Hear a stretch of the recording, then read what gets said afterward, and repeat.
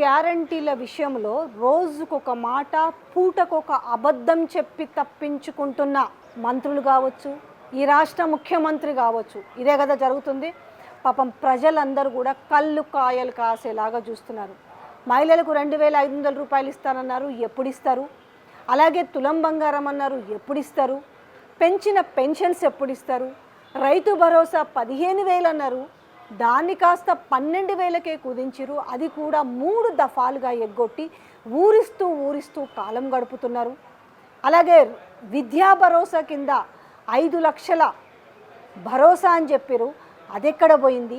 అలాగే నిరుద్యోగులకి, నేను జాబ్ల గురించి కూడా మాట్లాడతలేను, నిరుద్యోగులకు నిరుద్యోగ భృతి 4,000 రూపాయలు ఏమైనాయి? జాబ్ క్యాలెండర్ ఏమైంది? సంవత్సరానికి 2 లక్షల ఉద్యోగాలు ఏమైనాయి?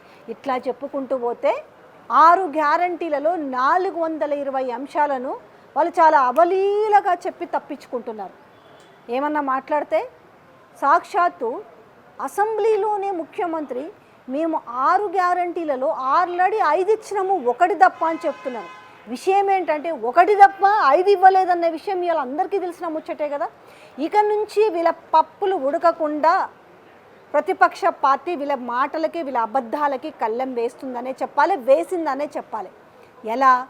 సో తెరపైకి వీళ్ళు ఒక ప్రైవేటు బిల్లును తీసుకొచ్చారు.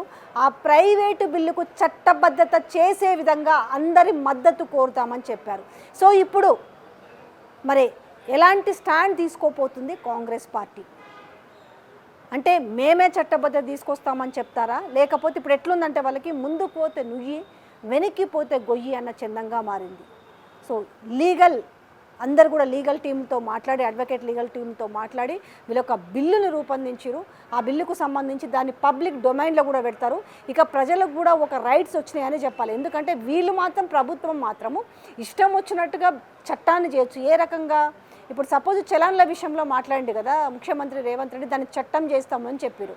ఏది చలాన్లు కడతలేరు, సమయానికి ఎగ్గొడుతున్నారు.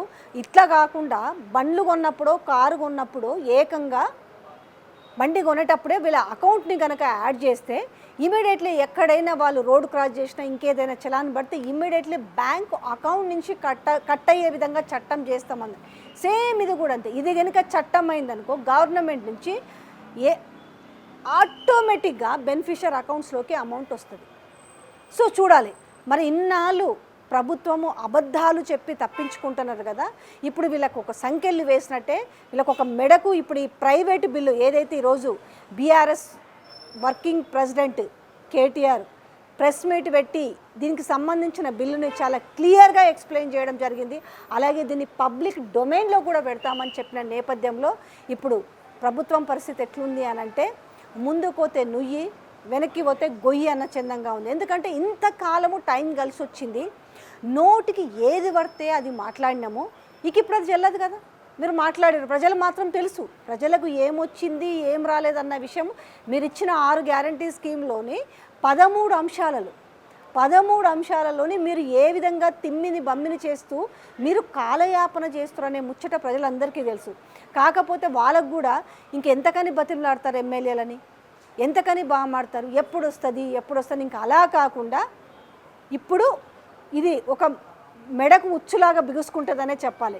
ఈ విషయంలో ఇంకా తప్పించుకోలేని పరిస్థితి ఇక రాష్ట్ర ప్రభుత్వం ముందు కూడా ఏర్పడ్డది. ఏ నిర్ణయం తీసుకుంటారు?